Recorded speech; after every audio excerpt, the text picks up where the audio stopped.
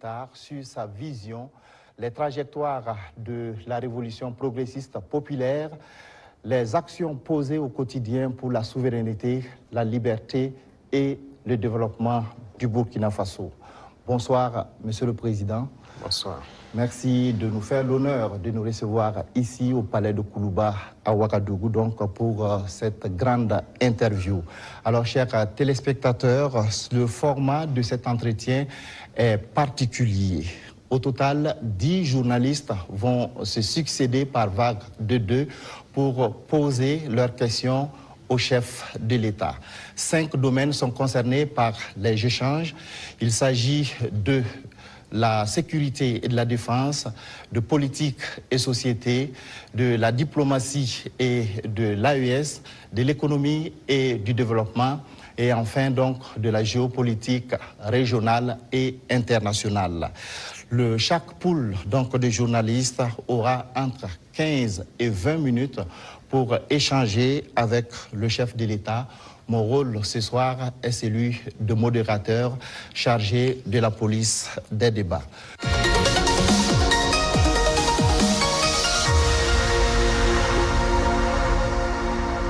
Monsieur le Président, avec votre permission, nous recevons donc le premier groupe de journalistes. Il s'agit de Hervé Dapa de la télévision BF1 et Asmao Dao de la télévision C360. Bonsoir, chers confrères. Vous disposez de 20 minutes pour vous entretenir avec le chef de l'État sur les questions relatives à la défense et à la sécurité. Bonsoir, Excellence. Bonsoir. Alors, certains de vos détracteurs vous ramènent régulièrement une phrase, et cette phrase remonte aux premiers instants de votre prise de pouvoir, quand vous disiez que si tout est mis en œuvre, 3 mois suffiraient pour tendre vers la fin de la guerre. Et ces détracteurs disent aujourd'hui que 3 ans plus tard, la guerre n'est pas totalement terminée. Monsieur le Président, ce soir, que leur répondez-vous? D'accord, merci beaucoup. Et merci à tous d'être venus pour cette interview. C'est vrai, c'est ce que nous aurons souhaité, mais les choses n'ont pas été comme on le pense. Et je dis si tout est mis en œuvre. Alors, il y a plusieurs perspectives à mettre en œuvre pour pouvoir atteindre cet objectif dans ce laps de temps. Mais tout n'a pas été mis en œuvre comme on le souhaitait. Primo, l'adversité. Alors, dès que nous sommes arrivés au pouvoir, nous aurions espéré qu'on nous laisse travailler très rapidement et pouvoir avancer. Malheureusement, certaines personnes nous ont approchés et ont voulu que nous allions dans leur sens parce que leur objectif n'était pas que la guerre finisse de sitôt. Je veux parler de certaines forces étrangères qui étaient présentes sur notre sol. On a eu des débats houleux avec des diplomates venus d'ailleurs sur la question, mais personne ne voulait qu'on aille dans le sens de finir cette guerre. Nous l'avons compris à travers les messages. S'il arrivait que des gens viennent jusqu'à nous dire qu'il faut qu'on accepte qu'ils soutiennent les terroristes et nous soutenir également, ça veut dire ce que ça veut dire, c'est une guerre entretenue. Donc nous avons très vite compris, on s'est débarrassé de toutes les forces qui étaient présentes ici, que ce soit les forces françaises, les forces américaines, et nous avons compris que la lutte sera âpre. La deuxième chose aussi était nous croyions que nous avions quand même un minimum d'armes et de munitions en stock. Aujourd'hui, je peux vous dire ce que j'ai trouvé par exemple en stock. Il y avait en tout et pour tout au Burkina Faso moins de 100 000 cartouches de Kalachnikov. Et les armes, nous avions à peine une centaine. Comment est-ce qu'on pouvait faire la guerre? Donc, il fallait se rééquiper, redoter l'armée en effectifs, en armement et tout. Ce qui a fait que l'objectif de 3 mois, si ces conditions préalables étaient réunies, c'était bien possible. Mais il n'y avait rien. On n'était pas préparé à la guerre, tant sur le plan équipement que sur le plan effectif. Justement, Monsieur le Président, vous venez de le dire, hein, quand vous prenez le pouvoir, si on veut caricaturer, il y avait plus d'hommes que de munitions dans l'armée burkinabé. Et aujourd'hui, où en est-on avec le programme d'armement de cette armée-là? Et puis, quels sont les signes qu'elle est en train progressivement de monter en puissance? Très bien, je l'ai dit, je ne peux pas dépeindre toute la situation qu'il y avait, c'était catastrophique. Et comme je l'ai dit, vous pourrez enquêter. Il y a peut-être même dans cette salle des militaires qui étaient sur le front, sans armes. Ça existait dans notre armée. Donc ce sont des situations, on croyait que c'était juste, je ne dirais pas de la mauvaise foi, mais une situation incompréhensible. Pour nous, il y avait les armes et on refusait de les doter. Mais quand on a été face à la réalité, très vite, on s'est résolu à chercher d'abord à armer l'effectif qui était là. Et là, ça a été la croix et la bannière. Parce que beaucoup de puissances ont refusé de nous vendre les armes. Et donc, on s'est tourné vers ceux qui avaient envie de nous vendre les armes. Très vite, on s'est équipé. On a recruté les VDP, on a pu payer tout ce qu'on voulait. Le processus, nous avons fait un plan d'équipement pour une montée en puissance. Et comme vous le constatez depuis maintenant 2 ans, les équipements commencent à rentrer. C'est toujours pas fini. Et ça continue de venir. Peut-être que dans quelques jours, vous verrez encore de nouveaux équipements qui seront présentés, qui sont principalement des équipements d'appui. Parce que d'abord, l'infanterie, il fallait l'équiper pour que chaque homme puisse avoir une arme en dotation. Ça, c'était un gros défi. Nous y sommes. On continue de recruter, comme vous le constatez. Chaque année, c'est entre 10 000 et 15 000 hommes qu'on recrute. Ça, c'est un effort considérable. Parce que, quoi qu'on dise, l'adversité est là. Et le volume de terroristes augmente. Parce que les impérialistes recrutent beaucoup de mercenaires qui viennent au Burkina Faso pour combattre. Donc, il faut qu'on s'adapte à la situation. Et maintenant, nous avons notre 3e phase, qui n'est plus d'acheter, mais de fabriquer nous-mêmes. Et nous sommes aussi là-dedans. Donc, c'est ça la montée en puissance. Il faut bien s'équiper, mais aussi créer une industrie de défense. Ça, c'est très important. Dans quelques mois, bien quelques années, on aura ici, nos militaires vont utiliser des armes made in Burkina. Bien sûr. Nous avons la capacité intellectuelle. Il y a de la ressource. Il suffisait juste de chercher. Et voilà. Nous sommes là-dessus. Vous serez surpris sûrement. Alors, Monsieur le Président, cette guerre, est-ce que nous pouvons la gagner? Est-ce que nous allons la gagner? Nous ne pouvons que la gagner. Qu'est-ce qu'on ferait? Soyez sûrs, nous n'irons nulle part et nous allons gagner cette guerre. Je vous ai dit que la menace mue beaucoup, mais nous nous adaptons. Et la force de l'armée burkinabé, c'est que c'est l'une des armées les plus résilientes au monde. La pression que le Burkina Faso a, et je ne pense pas que sur cette terre actuellement, il y a un pays qui a cette pression. Mais nous tenons, nos hommes se battent et nous nous adaptons constamment à la menace. Et nous comprenons d'où vient la menace, comment ça se manifeste, c'est ça le plus important. Et actuellement, je peux vous rassurer que bientôt, nous parlerons d'un albinos noir qui va apparaître. Et vous verrez. Ne me demandez pas de quoi il s'agit, je pense que vous comprendrez plus tard. La guerre va finir et très vite. Monsieur le Président, justement, pour gagner cette guerre, vous venez de le dire, il faut des armes et il faut aussi des hommes. Et surtout des hommes déterminés. La détermination, vous le savez, c'est le game changer majeur. C'est ça qui fait la différence dans toute guerre. En ce moment, au moment où on parle, quel est exactement le moral de nos troupes sur le terrain? Vous avez très bien touché le cœur du problème, la ressource humaine. Les hommes déterminés. Il ne s'agit pas juste de payer de l'équipement, il faut des hommes déterminés. Et si vous remarquez, nous sommes en train de construire une armée de qualité. Et il n'est pas rare que souvent, lorsque nous jugeons qu'un chef d'élément ou bien une unité a failli à sa mission, qu'on les radie et qu'on les poursuive. C'est arrivé plusieurs fois et ça continuera comme ça. Si vous êtes engagé pour être militaire, vous devez accomplir la mission parce que la mission est sacrée pour nous. Et l'autre chose, c'est que malgré la pression, malgré les défis, les hommes continuent de se battre et ils sont très résilients. Si aujourd'hui vous attrapez un soldat burkinabé et le demandez, est-ce que vous voulez que d'autres personnes viennent se battre à votre place ou viennent vous aider, ils vous diront jamais, ils préfèrent mourir. C'est à ce niveau que vous jugez leur morale.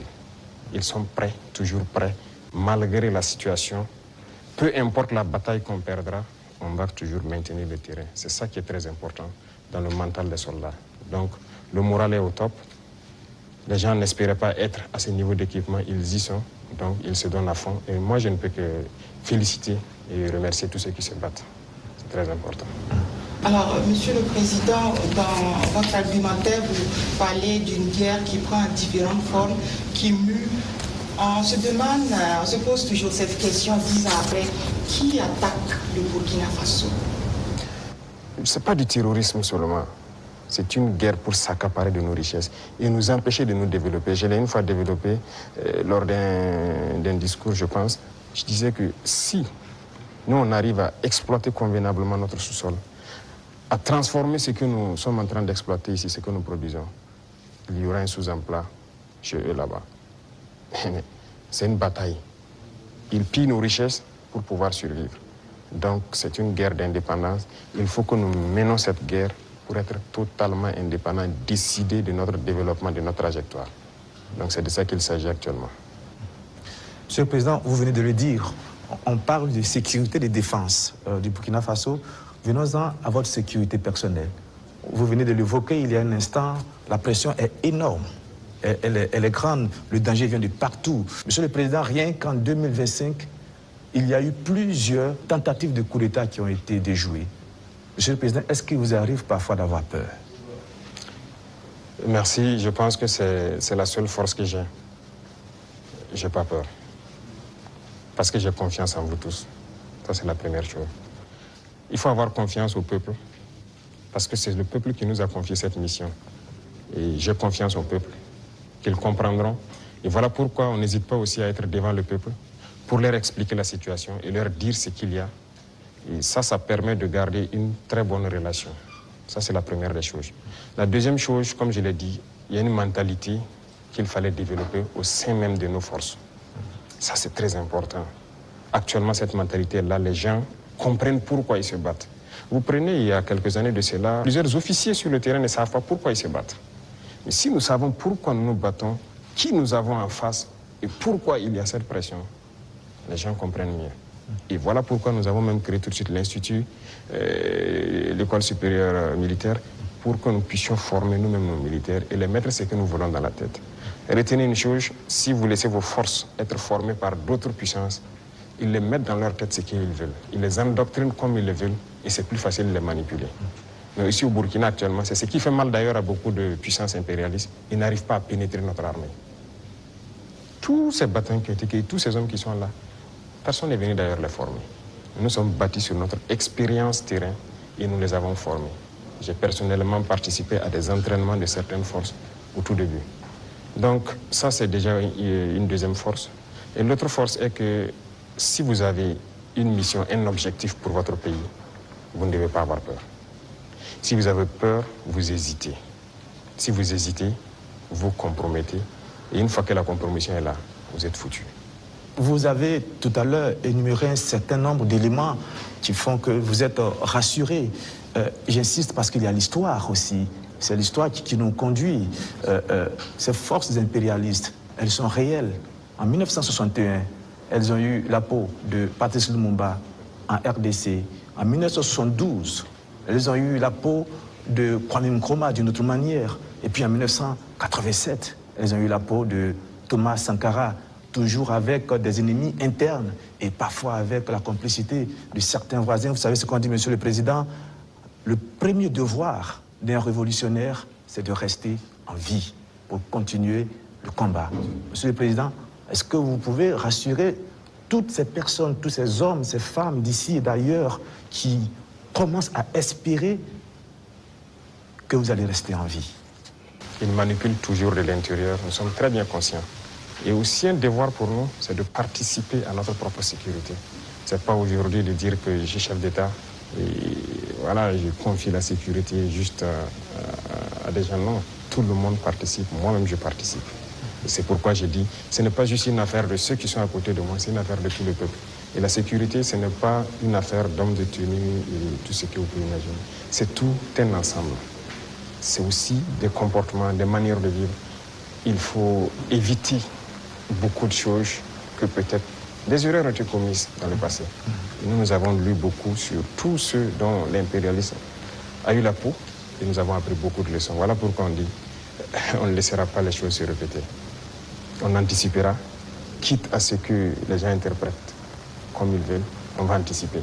Mais parce que nous avons compris le message, l'espoir qu'il y a, on fera tout pour anticiper toujours les actions de l'impérialisme.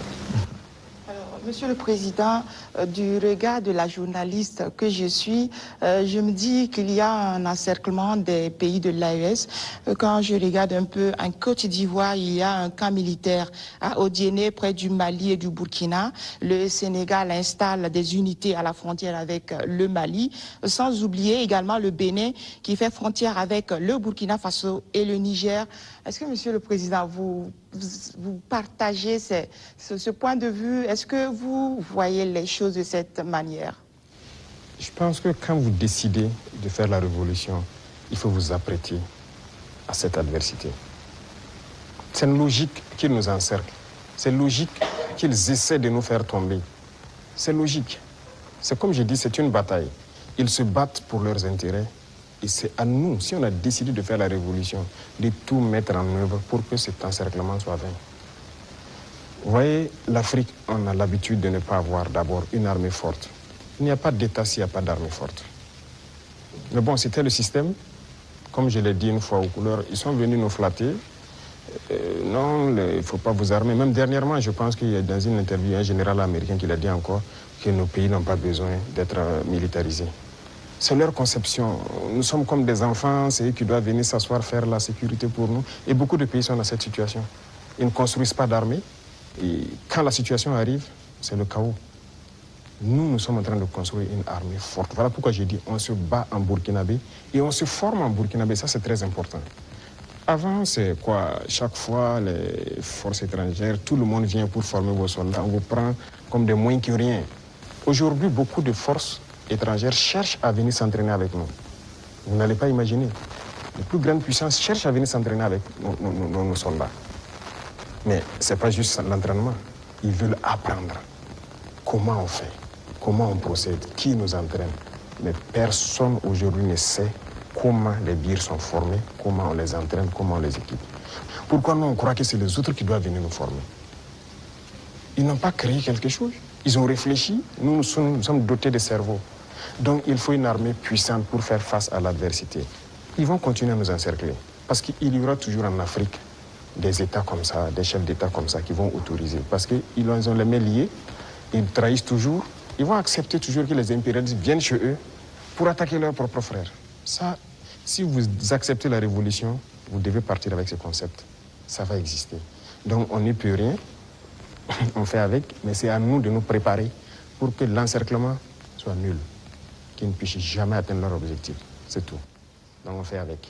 Tout récemment, la CEDEAO a tenu un forum des chefs d'état-major général des armées d'Afrique. Le Mali et le Burkina Faso n'y étaient pas, mais le Niger, si. On sent un manque de solidarité, vous qui êtes au sommet de l'État. Qu'est-ce que vous pouvez nous dire? Bon, pas un manque de solidarité. Retenez que c'est une confédération, ce n'est pas une fédération. Sur certains aspects, on fait beaucoup de choses, en tout cas en tandem, mais dans la charte, il est dit que des pays peuvent décider des relations et de ce qu'ils peuvent faire. On ne peut pas dire à tel pays de ne pas collaborer avec tel pays, non. On n'est pas à cette étape d'abord. On est en train de consolider la confédération sur les aspects, un bon nombre d'aspects de développement, de défense et de diplomatie. Et après, on va passer à la fédération. Ce sont des étapes. Donc, le Niger peut participer à des rencontres. La confédération, on ne se ferme pas. On fait des ouvertures, on côtoie tout le monde. Nous sommes très panafricanistes. On est vraiment ouverts à l'intégration, à tout ce qu'il y a, mais avec des principes. Alors, exceptionnellement, d'accord. Comme il s'agit de défense et de sécurité, on vous laisse une dernière question. Merci Sagnon, mais la question que je vais poser, pardonnez-moi, ne fait pas partie de la défense ni de la sécurité, mais de vos relations avec nous, les médias. Monsieur le Président, est-ce que vous avez un problème particulier avec les médias, donc avec nous les journalistes? Je dis cela parce qu'on a l'impression qu'il y a eu un malentendu. Je parle des médias nationaux, pas des médias internationaux dont certains sont tombés dans la poubelle depuis un certain moment. C'est un fait. Et pas des médias nationaux. On a l'impression qu'il y a eu un malentendu au début et il y a quelque chose, un brouillard comme ça qui est là. Comment vous analysez la situation, Monsieur le Président? Vous savez que je ne suis pas hypocrite. Il y a eu un malentendu. Il y a eu un brouillard au début. Mais aujourd'hui, je dois dire que je félicite beaucoup de médias pour leur travail professionnel. Il faut éviter de suivre le travail de l'impérialisme. Certes, beaucoup parmi vous ont été formés par eux. Hein. C'est ça, vous avez été à l'école du blanc, comme on aime le dire. C'est eux qui vous ont formé au journalisme. Donc moi, je ne vous en veux pas souvent quand les gens essaient de se comporter comme eux. Mais je parle pour que les gens prennent conscience qu'il s'agit de notre patrie. Regardez ce matin, par exemple, lisez les titres des journaux en France. Ils vous diront peut-être qu'il y a une mobilisation pour mettre la pression sur le Premier ministre. Il y a ici. Ils ne vous diront pas qu'il y a eu une marche contre le pouvoir ou quelque chose. Mais si c'était au Burkina, vous direz qu'il y a une marche contre le pouvoir. Vous comprenez? Les Français nous appelaient, ils continuent de nous appeler putschistes, juntes et quoi. C'est du français. Mais les journalistes nous appelaient aussi putschistes, juntes ici. Pourquoi suivre les yeux fermés? C'est de l'esclavage toujours. Moi, je veux qu'on quitte cela. Chaque État doit se battre pour ses intérêts. Les journalistes se battent pour leurs intérêts. Pourquoi nous, on ne doit pas se battre pour nos intérêts en Afrique? Donc c'est ça, c'est pas uniquement les journalistes. Mais j'en veux à certains intellectuels qui sont sur des plateaux de télé en Afrique aussi. Quand ils prennent la parole, vous posez des questions, mais est-ce qu'il est africain? Ou bien, génétiquement, il n'est pas là, quoi. Il n'est pas avec nous. C'est une réalité. Un retard. Oui, il faut se décoloniser les mentalités, les manières de faire. Chacun doit se battre pour sa patrie. Vous pouvez avoir une information qui est peut-être vraie et juste, mais vous décidez de ne pas sortir l'information. Parce que ça peut porter préjudice à la défense nationale, à la sécurité, à la cohésion, et ainsi de suite. Ça, c'est une décision souveraine, parce que vous voulez préserver votre pays. Mais on ne dit pas seulement dès qu'il y a une information, il faut la sortir. Non, c'est pas comme ça. Et très souvent, les journalistes, comme on aime le dire, le train qui vient à l'heure, ça ne les intéresse pas. C'est le train qui est en retard. Vous le savez, Monsieur le Président, donc vous nous comprenez de temps en temps. Ah oui, mais il faut éviter ça. Moi, je veux maintenant que vous intéressez au train qui vient à l'heure. D'accord. Je voudrais vous laisser avec une phrase qui est la devise d'un grand club européen. C'est celle-là: notre maillot peut être tacheté de sang, de boue et de sueur, mais jamais de honte. C'est tout ce que je vous souhaite, Monsieur le Président. Merci beaucoup. Merci grandement. Nous abordons donc le volet politique et société de cet entretien et nous recevons pour cela Mathieu Somda de Radio Burkina et Colette Kombari de la télévision Impact TV.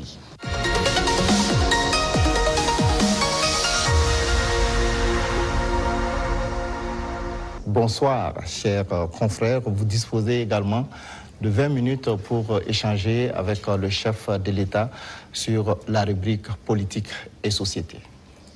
Excellence, Monsieur le Président, 30 septembre 2022, 30 septembre 2025, bientôt 3 ans de gestion du pouvoir d'État. Quel bilan d'étape faites-vous en termes de mise en œuvre de votre vision et de votre orientation politique à travers la révolution progressiste et populaire? Il faut dire que nous avons pris le pays sur le volet sécuritaire avec une situation, mais aussi sur le volet économique, politique avec une autre situation. Retenez qu'il y avait beaucoup de réformes à faire. Tellement de réformes qu'on ne pouvait pas les énumérer en un coup. Et donc, nous avions une idéologie que nous avons commencé à mettre en œuvre, la révolution, jusqu'en avril dernier où on l'a proclamée officiellement. Et qui dit révolution, il s'agit de révolutionner tous les domaines de notre vie. Parce qu'on ne peut pas continuer à faire la même chose qui se passait et espérer avoir un autre résultat. Si nous étions dans la continuité, je pense que c'est mieux qu'on laissait les politiciens continuer leurs choses, mais nous avons voulu rompre. Et la rupture nécessite beaucoup d'engagement. Dieu merci, le peuple a compris, les gens ont compris qu'il fallait rompre. Que ce soit en termes de comportement, de pratique, que ce soit en termes de gouvernance, que ce soit en termes d'économie, de commerce et tout ce qui va avec. Et tous les jours, je peux vous dire qu'on continue de découvrir. Parce que le système qui était en place, moi j'aime caricaturer pour dire que c'est comme un gros nœud que nous avons trouvé. Quand vous défaites un autre apparaît. Quand vous défaites un autre apparaît. Donc il y avait beaucoup de maux dans notre société que nous sommes actuellement en train de résoudre. Et Dieu merci, je peux dire que plusieurs choses ont été lancées. Et le bilan, pour moi en tout cas, c'est satisfaisant, même si je pense qu'on peut faire encore plus d'efforts. Voilà. Et si vous souhaitez, domaine par domaine, vous pourrez me poser des questions, parce qu'il y a beaucoup de choses qui ont été entamées. Excellence, la révolution populaire progressiste, il y a eu des explications certes, mais des Burkinabés veulent davantage comprendre quel est le contenu de cette révolution. Le contenu exact, comme je l'ai dit une fois, je ne le dirai pas. Si vous permettez à tout le monde de connaître les détails de ce que vous voulez faire, on peut anticiper sur votre action. Mais nous avons dépeint voilà, les gros points pour que les gens puissent comprendre où nous allons. Alors, si vous remarquez, dans le modèle même de gouvernance, la lutte contre la corruption et la bonne gouvernance, il y a d'abord l'exemple que les gouvernants doivent donner. Et comme je dis, vous ne pouvez pas être là, une catégorie de Burkinabés, parce qu'on vous a confié des postes. Vous, c'est le choix entre les bons whisky et les bons champagnes, pendant que des femmes meurent en allant chercher l'eau à la rivière, elles se noient ou quelque chose, ce n'est pas possible. Donc il y a cette idéologie-là qu'il faut avoir pour pouvoir avoir une société de justice. Tout le monde doit pouvoir avoir accès, par exemple, à l'eau potable. Vous ne pouvez pas, vous, manger comme vous voulez, faire le choix des repas et jeter ce que vous voulez à la poubelle, pendant que d'autres ne peuvent pas avoir un seul repas. C'est ce qui nous a amené à lancer des initiatives dans l'agriculture, par exemple, parce que notre population est en majorité agricole. Mais pendant longtemps, on se rend compte qu'ils sont délaissés. Ce n'est pas nos terres qui sont pauvres, ce n'est pas qu'ils n'ont pas la capacité de travailler. Mais il fallait les donner aussi ce souffle-là, ce qui nous a amené à créer des initiatives. Aujourd'hui, je pense que le plus important pour moi, lorsque vous rentrez dans les campagnes et que vous posez des questions aux cultivateurs, ils peuvent vous dire que franchement, voilà, ils se sentent bien maintenant. Ils cultivent, il a de quoi se nourrir, et le surplus, il le revend généralement à la Sonagest qui paye, qui fait un stock de sécurité. Et lorsque dans certaines zones ou dans certaines périodes, il y a des soucis, ils le ressortent, ils le vendent à prix bien subventionné, accessible de tous. Donc ça, c'est très important.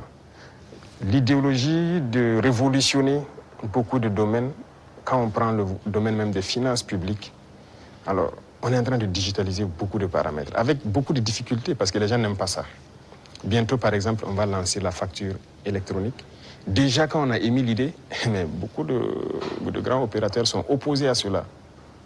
Pourquoi ils ne veulent pas la transparence? Parce qu'on a habitué les gens à la tricherie, à voler. C'est comme une norme. C'est ce qui était installé, donc il faut changer tout ça. Sur le plan des infrastructures et beaucoup de choses, le domaine des marchés publics et tout ce qui va, c'était d'ailleurs le domaine le plus corrompu. Voilà, vous êtes un entrepreneur, vous venez nous voir, on vous donne le marché, vous surfacturez, et après on se donne quelque chose à l'arrière. C'est ça la règle d'or. Et donc quand quelqu'un même vient avec cette idée, vous êtes exclu d'office. On ne vous permet pas. Et si on laissait continuer dans cela, je ne pense pas qu'on puisse s'en sortir. On ne pourrait pas payer des armes, parce que, comme je l'ai dit, si vous ne faites pas des économies d'échelle, vous ne pouvez pas vous équiper. Vous ne trouverez pas une seule banque dans le monde où vous partirez prendre un prêt pour payer des armes. Ça n'existe pas. C'est avec vos fonds propres que vous pouvez vous équiper. En tout cas, nous, on n'a pas eu cette occasion. Et si quelqu'un en connaît, peut-être qu'on est preneur. Et tout ce qu'on est en train d'acquérir, c'est, je vous ai dit une fois le montant, ce sont des milliards de dollars. Hein. Comment on fait? Où on a puisé l'argent? Mais cet argent était là. Il fallait assainir le domaine des finances, le commerce et tout ce qui va avec. Et le fonctionnement de nos sociétés d'État, vous avez pu remarquer cette année les résultats de 2024 qui sont au-delà. 2025 est encore meilleur que 2024. Je prends le domaine des hydrocarbures où dès 2023, nous avons fait d'énormes progrès.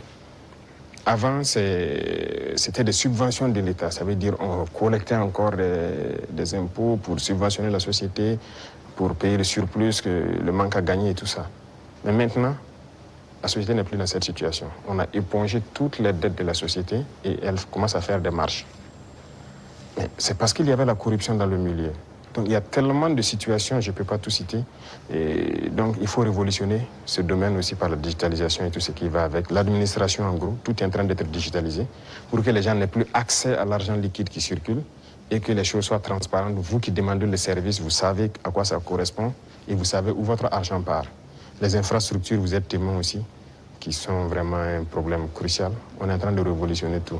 Donc c'est l'esprit comme ça, de changer de paradigme, faire ce qu'on n'avait pas l'habitude de faire. Donc comprenez ça par cette phrase. Excellence, Monsieur le Président, on est entré dans la révolution progressiste et on y va. Mais il y a cette tranche de la population, le politique, qui œuvrait avant. Quelle peut être la place donc de ce politique actuellement dans cette révolution? Je ne vais pas être hypocrite encore. Si c'est cette mentalité politique, ils n'ont pas de place dans la révolution. C'est opposé. Regardez comment le Burkinabé était. Puisque pendant 27 ans, bon, plus de 27 ans de règne de Blaise et même le pouvoir du MPP, ça continue dans la même politique. Et cette politique, notre génération est née dedans. Donc on est né et les gens ont grandi avec une mentalité. Si tu ne connais pas quelqu'un, tu ne peux pas avoir accès à certains services. Ce qu'on appelle les deals. Tout le monde a évolué avec cet esprit de deal, de corruption, du tout. C'est dangereux, mais c'est la politique qui a mené ça. Parce qu'il y a des entrepreneurs politiques, vous avez entendu parler de ça. Les jeunes qui s'élèvent parce qu'ils savent parler, ils savent flatter. Et c'était quoi la politique? C'est quoi la politique en Afrique? Il faut dire la vérité. Quelqu'un qui a l'art de mentir, de tromper, de flatter. Vous voyez, tous les vices, si vous regroupez tous les vices, vous êtes un bon politicien. C'est la réalité. Nous, au village, quand on voit quelqu'un qui est un trompeur, il ne dit pas la vérité, on dit, lui, là, c'est un politicien. C'est comme ça on disait. Donc, il faut que cette mentalité change. Beaucoup ont changé. Beaucoup ont compris, ont changé et marchent avec nous. Maintenant, ceux qui veulent rester dans leur radicalisme politique ancienne, là, ils n'ont pas de place. Ça, on ne va pas se mentir. Sinon, qui ne faisait pas la politique au Burkina? Mais c'est le même peuple. C'est parce qu'on a parlé, ils ont compris, et par les actions, ils voient, ils ont compris que les gens commencent à changer de mentalité. Et nous voulons changer définitivement les mentalités pour que personne ne pense qu'il faut d'abord appartenir à tel parti pour bénéficier d'une route, il faut appartenir à tel parti pour avoir un fourrage. Non. Tout le monde au Burkina doit bénéficier des bienfaits de la nature du Burkina, du travail du gouvernement. Donc la politique, moi je disais que la manière de la faire, ça divise. Et ça donne des avantages particuliers à un groupe, et l'autre groupe n'a pas d'avantage. Donc non, il faut qu'on arrête ça. Donc beaucoup ont changé, beaucoup... Il y en a qui sont dans des postes de responsabilité. On nous interpelle même que non, lui là, il a milité dans tel parti. Je dis aux gens, non, on n'est pas là pour diviser. On est là pour unir. Tant que la personne a compris et veut faire le travail comme on le veut, on le met. Comme il y en a aussi qu'on a responsabilisé à des postes, et qu'on les a cherchés. Parce que s'il vient et qu'il continue de vouloir faire la même chose qu'il faisait, on va te chercher et on va te punir. Donc c'est un changement de mentalité que nous voulons. Changer à fonctionner comme la politique ancienne. Vous n'avez pas de place dans la révolution. Excellence, vous voulez dire...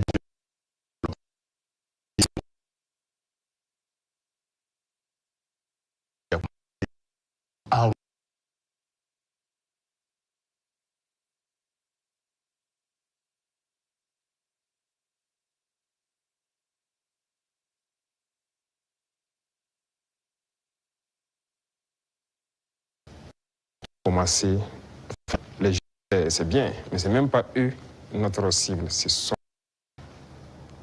les plus petits, c'est eux notre cible. Après la mort de Sankara, vous avez suivi, on a cherché tous les travailleurs des garderies. Certains même sont décédés, malheureusement, mais les garderies se sont fermées. Le privé débrouille, ouvre quelques maternelles et tout. Et bon, l'école est devenue autre chose. Vous savez, si vous voulez une société qui va être combative et compétitive, mais sur les enfants.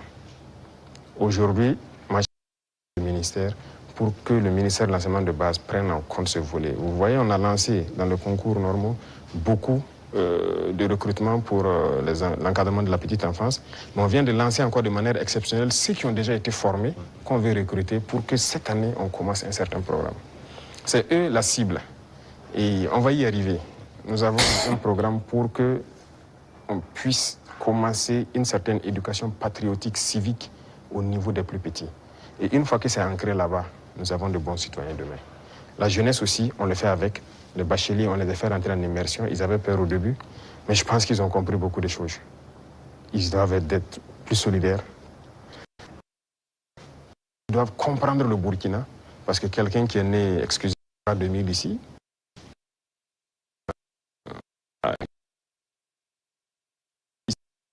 là n'est pas bien. Le matin, il a le choix du petit déjeuner, ce qu'il veut. À l'immersion, il dort par terre, sur la natte. Il comprendra qu'il y a d'autres Burkinabés qui dorment par terre. À l'immersion, il n'a pas le choix du petit déjeuner. S'il y en a, il y en a. S'il n'y en a pas, il mange ce que les autres mangent. Déjà, dans sa tête, il comprend qu'il y a deux faces du Burkina Faso. Et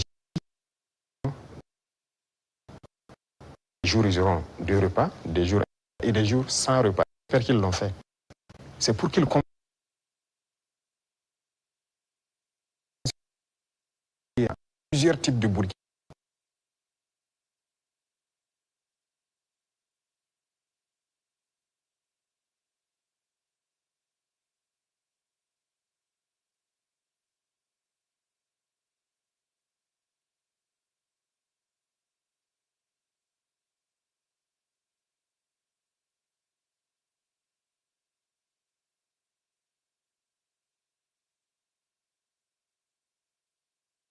Mais les prochaines échéances, j'espère qu'on ira à 45 jours.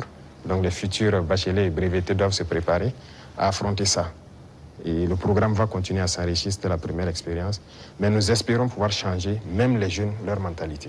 Et, Excellence, en Conseil des ministres, la décision de réformer la loi agraire et foncière, le statut des chefs coutumiers et traditionnels avait été adopté. Quelles sont les motivations? La réforme agraire était nécessaire. Vous savez combien de conflits sont nés dans cette question de terre? Il y a des villages qui se sont machetés, des familles se sont divisées à cause de la question des terres. Il faut que l'État prenne ses responsabilités. Mais si vous hésitez, parce que vous avez peur de déclarer ça, que des gens vont se sentir frustrés ou pas, c'est pourquoi la révolution est la bienvenue. Il faut décider à un moment donné d'arrêter tout ça. Il y avait combien de promoteurs immobiliers au Burkina en 2010? Je ne pense pas, ça ne vaut pas une vingtaine. Subitement, en 2015, on en a plus de 200. Ils ont payé les terres partout, ils partitionnent, ils vendent, ils revendent, ils ont pillé les terres et c'est dangereux.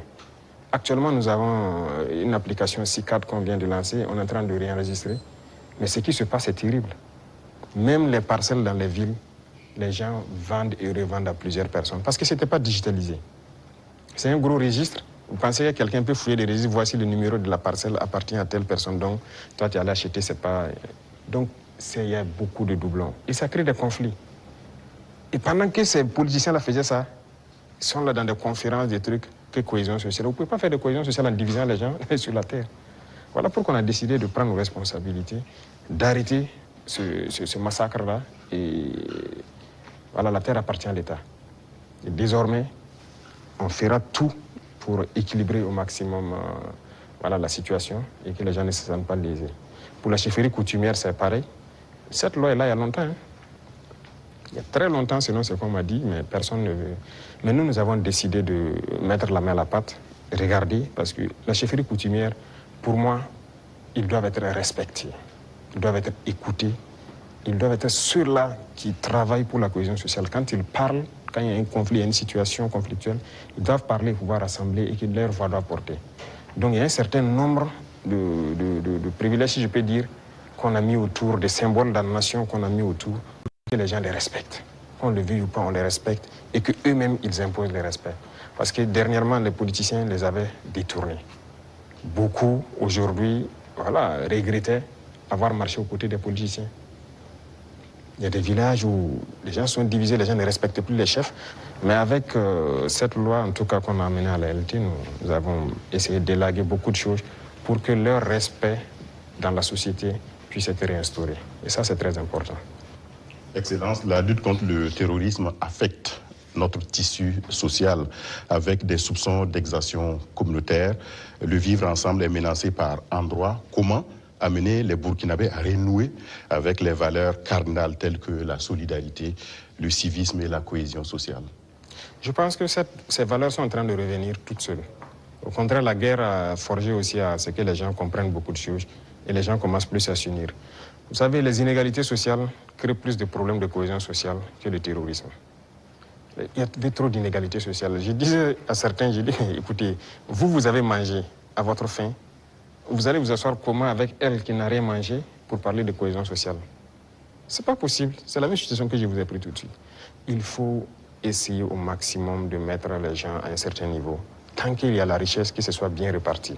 Ça, c'est le premier pas. Les cas d'exaction et tout ce qu'il y a, il faut faire attention. Il y a beaucoup de gens qui ont donné des allégations. C'est dernièrement, quand on a vu le cas à Solenzo, ils ont sorti des images, parlé. On n'a rien dit, on s'est calmé. Quand ils ont fini de chanter, on a montré les civils qu'ils disaient que les forces ont tués ont été transportés jusqu'à Ouagadougou ici, mis en sécurité.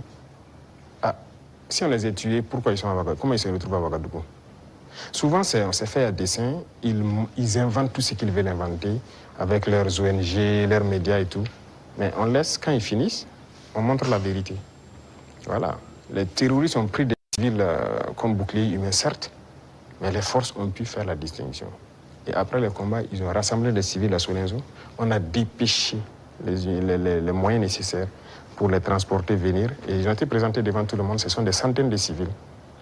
Ils ont témoigné. Donc, il faut qu'on fasse attention aux récits de certaines personnes qui veulent juste développer des thèses. Et leur objectif, c'est de nous diviser. Mais nous, on ne doit pas tomber dans ce piège-là.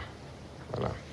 Excellence, on a constaté cette année une reprise du dialogue social entre le gouvernement et les syndicats après plusieurs années d'interruption. Quel message donc renvoie votre gouvernement avec ses partenaires sociaux quand on sait que la situation était tendue entre le gouvernement et les syndicats?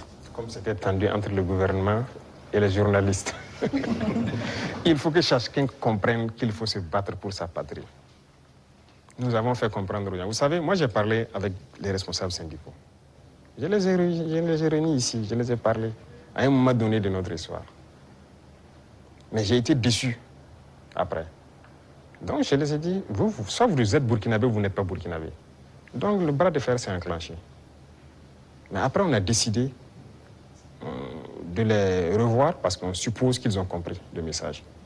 Et même ça, je ne vais pas mentir, quand ils sont venus, ils ont voulu encore comprendre et sortir certains comportements, les faire comprendre, ça ne marche pas. Le pays est en guerre, il faut tout faire pour le pays. Ce syndicalisme importé là, c'est pas du syndicalisme ça.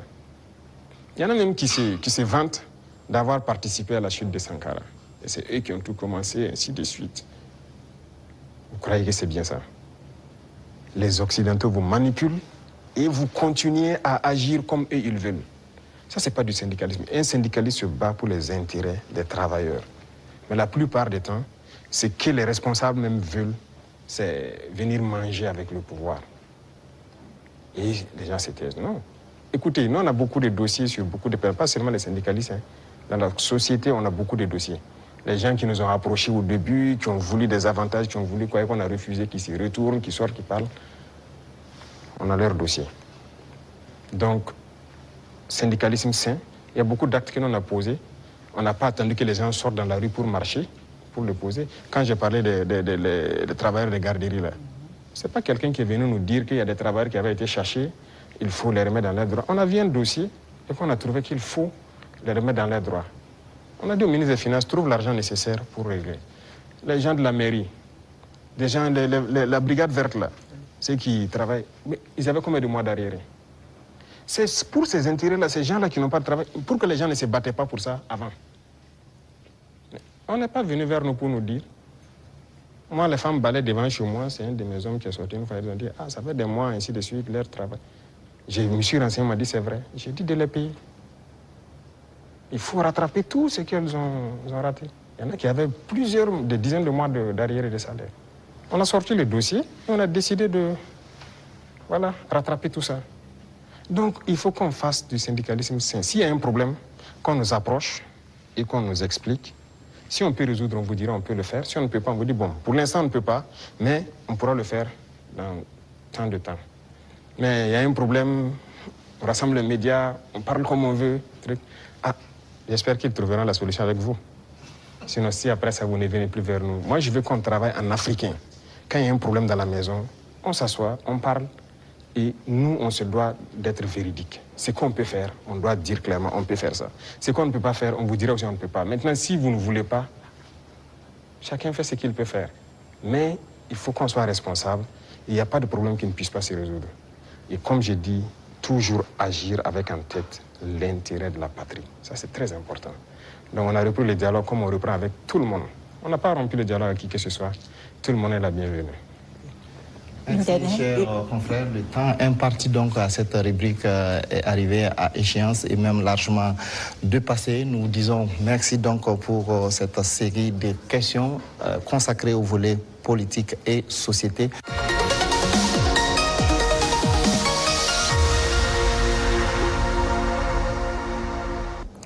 Monsieur le Président, les préoccupations relatives à l'économie et au développement sont portées par Soumaïla Rabo de Savane Média et Jean-Marie Toé des éditions Citoyens.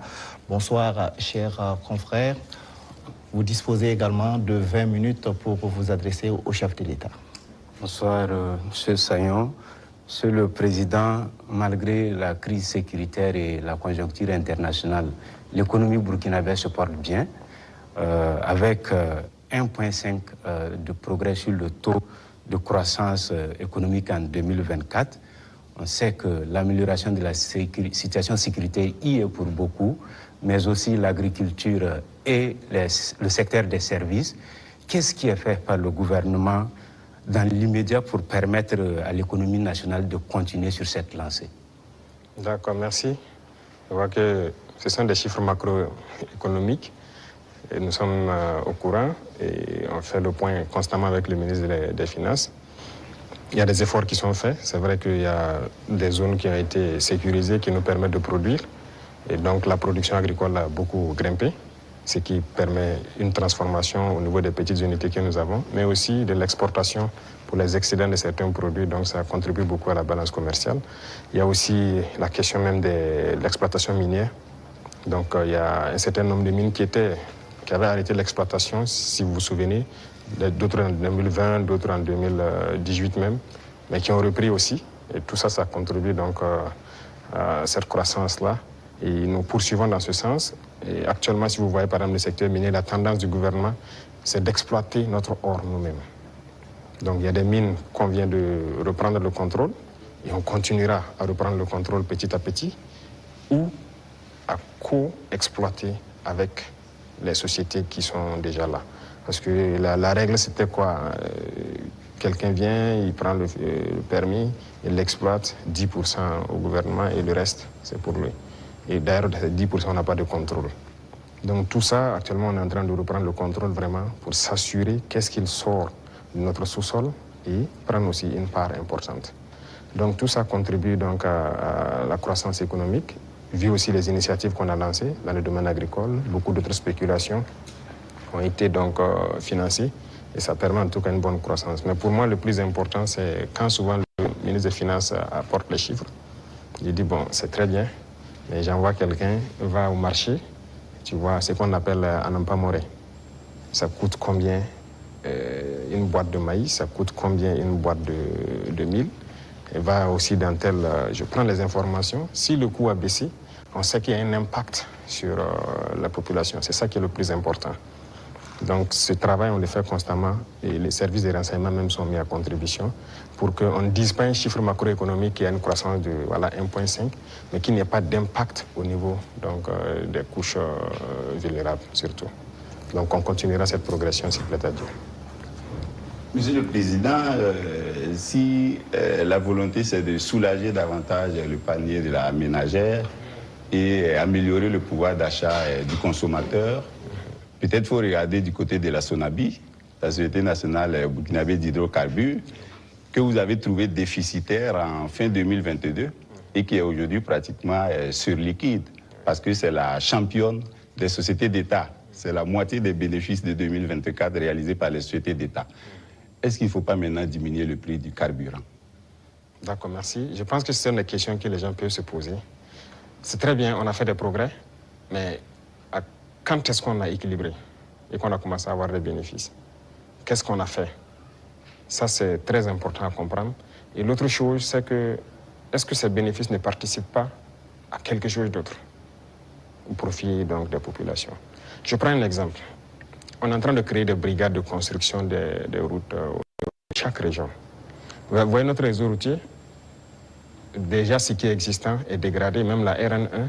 Si vous quittez ici jusqu'à, surtout la zone de Kokologo et tout ça, c'est carrément dégradé.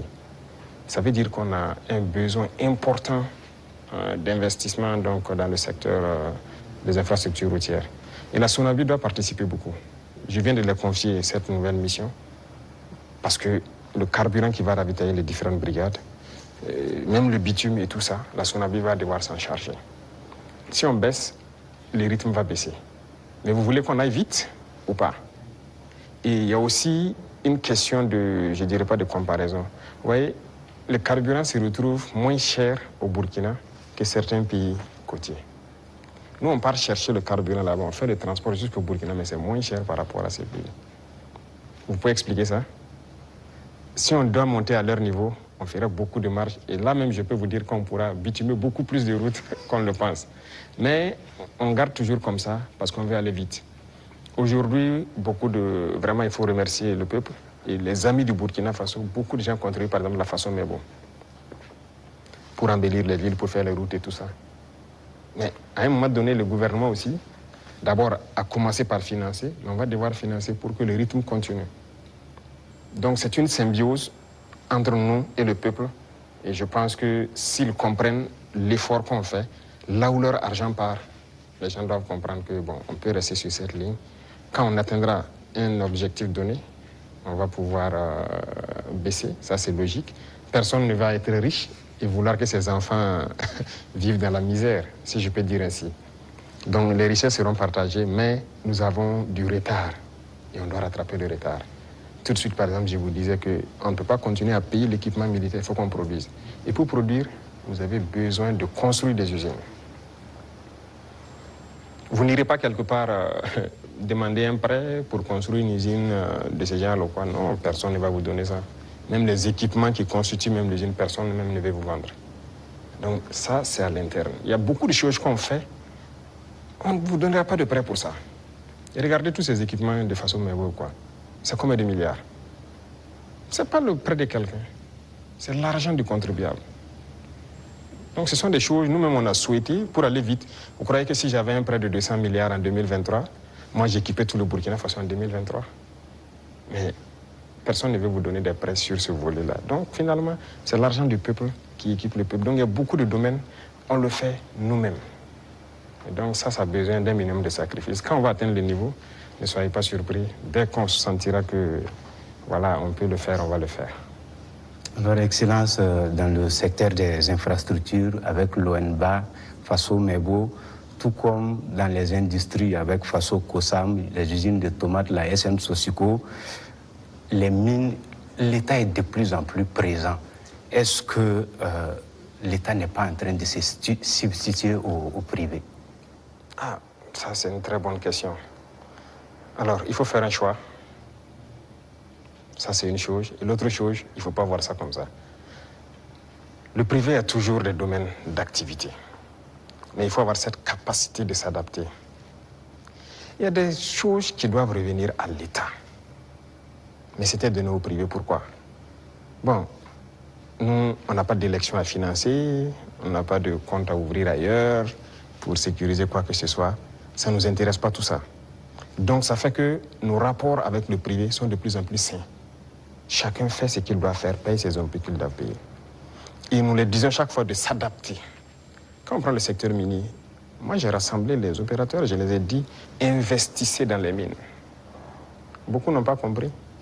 Il y a un en tout cas qui a commencé à investir. Et je pense que dernièrement, je l'ai reçu, on a dit que moi je l'ai ouvert les yeux, qu'il ne savait pas qu'il y avait l'argent là-bas. Pour lui, c'est l'import-export. Il dit l'import-export, vous ne faites que sortir nos devises. Et le peuple ne travaille pas. Ça, c'est un exemple. Donc, il est en train de se muter un peu. Moi, le ministre de l'Agriculture, vous vous souvenez, il a fait des sessions à Bobo, il a rassemblé les opérateurs économiques quand on voulait lancer les Bagré-Pôles et tout ça, la relance de l'activité, l'offensive. Mais je peux vous dire aujourd'hui, personne n'a investi. J'ai dit d'accord, j'ai fait faire le point de bilan de l'offensive, puisque nous sommes en 2025, au ministre, et la part que le privé devait prendre pour investir dans nos pôles de croissance, je lui ai demandé quels sont les privés qui ont pu investir dans la terre et tout ça. Il dit personne. C'est ceux qui étaient déjà dedans, les producteurs de semences, ces trucs qu'on a d'ailleurs encouragé, les coopératives, c'est eux qui ont continué. Mais les grands opérateurs, je lui ai dit oui, il ne faut personne. Il dit d'accord, très bien. Ne soyez pas surpris que demain je dise personne ne prendra de l'argent pour amener à l'extérieur pour payer du riz venir. Vous investissez pour cultiver le riz. Il faut savoir muter. Il faut savoir s'adapter à l'idéologie de ceux qui dirigent. Donc le secteur privé aura toujours quelque chose à faire. Mais il faut s'adapter au contexte. Parce que si on laisse tout aux mains du privé, il n'y aura pas de pays. C'est ce qui était déjà là. Quand on prend le CCVA, Lequel d'entre vous n'a pas de véhicule qu'on contrôle? Vous osez prendre votre véhicule, rouler sans visite contrôle technique? La police va vous arrêter. La police, c'est qui? C'est le peuple qui paye, c'est ceux qui sont mandatés pour faire cette police par le peuple. Si la police doit contrôler des véhicules pour vous obliger à prendre la visite technique, et cette structure appartient à un privé, a été privatisée. De l'argent, je dirais gratuit, privatisé. Vous trouvez ça normal? La Sociéco, c'était privatisé. Beaucoup de sociétés sont privatisées. Mais ça peut faire rentrer de l'argent pour l'État et que l'État doit travailler pour tout le monde. Si vous privatisez tout, on fait quoi? L'État gagne l'argent où? On ne veut pas continuer notre vie? On veut rester comme ça, dans ce qu'on connaît là? Nous, on veut construire. On veut produire, on veut que tout le monde vive bien et en paix. On veut voir nos enfants dans d'autres types d'écoles. On veut que notre pays se développe. Et pour ça, l'État doit être responsable et prendre ses responsabilités dans certains domaines. Même le secteur des mines, on est en train de racheter. Les deux premiers mines qu'on a décidé de racheter, ce n'est pas qu'on a retiré, on a racheté. Et vous avez suivi, c'est près de 100 milliards. Mais c'est l'État qui a payé pour racheter ces mines. Et c'est nous exploitons maintenant. Et on fera comme ça. Même les parts que j'ai dit qu'on va prendre, on va racheter des parts. Il faut que l'État soit fort. Si l'État n'est pas fort, vous n'avez pas de pays. Ça, il ne faut pas se leurrer. Le capitalisme ne peut qu'être sauvage. Si vous laissez le capitalisme se développer à un certain niveau, finalement, vous allez vous perdre. Vous, si vous faites une industrie tout de suite pour fabriquer je ne sais pas quoi, vous voulez faire du profit. Au début, vous pouvez mettre une usine qui emploie peut-être 500 personnes. Et au fur et à mesure, vous robotisez. Finalement, votre usine, vous n'avez que 10 personnes devant un ordinateur qui travaille. Les 490 sont au chômage. Nous, on est contre ce système. On régule aussi. Certes, digitalisé, mais une certaine robotisation, on est contre. Donc, on a une idéologie qu'on va dérouler au fur et à mesure, mais il faut que les gens s'adaptent à l'idéologie. C'est pour le bien-être de tout le monde. Sinon, on va se retrouver dans des situations très inconfortables. Voilà. Monsieur le Président, est-ce que ça veut dire que vous attaquez à l'économie de marché, qui est enseignée aujourd'hui en sciences économiques et avec lequel les systèmes, les jeunes économistes grandissent? Parce qu'aujourd'hui, l'État vend du yaourt à travers Faso Kosam. Vous avez annoncé les Fasoyards. On se demande quand vous allez ouvrir les premières boutiques. Tout ça, vous prenez progressivement la place du privé. On ne sait pas quand ça va s'arrêter. D'abord, j'ai dit au ministre de l'Enseignement supérieur de me changer. D'abord, la carte universitaire a changé, mais les curricula de changer tout. Pourquoi on doit forcément apprendre leur manière de faire l'économie? On n'est pas en mesure de créer. Est-ce que c'est Dieu qui est descendu, encore, comme j'aime le dire, créer, asseoir des gens, créer l'école? Ce sont des gens qui ont inventé, qui ont créé des concepts et qui ont créé l'école. Ce sont les êtres humains qui ont créé l'école. Donc, qui ont mis des programmes et ainsi de suite. Le programme aux États-Unis est différent du programme en France, différent du programme en Angleterre, et ainsi de suite. Chacun a sa manière d'enseigner sa population pour atteindre le niveau qu'on souhaite. Donc, nous aussi, on va créer notre modèle. Justement, c'est ce qui nous met en retard. Malheureusement, notre modèle d'école n'est pas bien. On a pris pour les autres, adapté, et finalement, on forme quoi? On forme beaucoup d'économistes dans ce concept. Est-ce que ça marche? Est-ce que ça marche? Ok, nous, on est en train de changer de système. Est-ce qu'on fait des progrès ou pas? C'est là la question. C'est toute la question comme ça. Il a parlé de l'ONBA, des trucs. Il y a des barrages qui étaient endommagés depuis des décennies, ensablés ou quoi. Cette saison, l'eau est dedans. C'est par notre système qu'on arrivait à remettre en œuvre ces barrages-là. Les populations vont produire, pendant la saison pluvieuse, vont produire toute l'année et ils sont bien contents. Et ils ont de l'eau potable aussi, à travers l'ONEA, par ces barrages-là pour boire. Et on va continuer comme ça. Est-ce qu'on fait ça ou bien on s'assoit, on dit non, tout doit être pour le privé? Et d'abord, cette question du privé, il y a des gens qui avaient une mentalité rétrograde, encore politicienne. Et nous avons dit aux gens de changer. Vous avez bien suivi les sorties de certains ministres. Ok, on vous donne un chantier, vous prenez l'avance de démarrage et tout, et vous faites ce que vous voulez. On vous donne un chantier de bas-fonds. Dans le contrat, vous devez finir en mai pour que les paysans puissent accéder au bas-fonds et puis cultiver. Vous prenez votre avance et vous vous baladez, vous faites ce que vous voulez. En avril, on passe, on regarde, vous n'avez rien fait. Vous dites non, non, non, vous partez à votre rythme, c'est comme ça. On vous contraint, vous finissez le bas-fond. Il y en a qui ont travaillé, il y en a qui même qui travaillent de nuit jusqu'à aujourd'hui pour atteindre les objectifs. Pas qu'ils ne peuvent pas, mais c'est une mentalité. Et tant que le privé aura cette mentalité, ça ne va pas marcher. Moi, je vous ai dit qu'on a près de 1000 ans de retard même. Il faut rattraper. On est dans les années 1000, à la rigueur 1800. Il faut rattraper le retard, mais on ne peut pas continuer avec cette mentalité. Donc, on invite les gens à changer et à s'adapter. Vous parlez des yaourts, par exemple. Est-ce que le marché est saturé? On importe.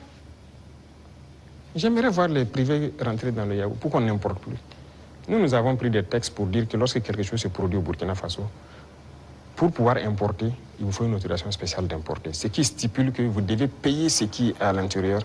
Lorsqu'il y a le manque maintenant, on vous autorise à importer. Voilà pourquoi les gens sont en train, vous voyez que beaucoup de privés sont en train d'ouvrir des usines et tout ça. Et si on ne passait pas par cette méthode, comment on va faire?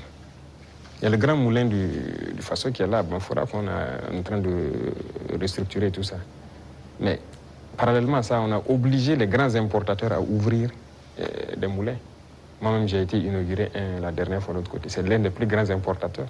Quand on a dit on va suspendre l'importation, mais il n'était pas content, il a tout ici. On a dit c'est ce qu'on va faire. Soit vous adaptez, ou bien l'État va prendre en compte. Mais ils le font. Mais est-ce qu'on arrive à satisfaire? Il y a la place. On a de la population, on a un grand marché, un marché immense, au Burkina et en Afrique. Mais les gens n'ont qu'à s'adapter, produire.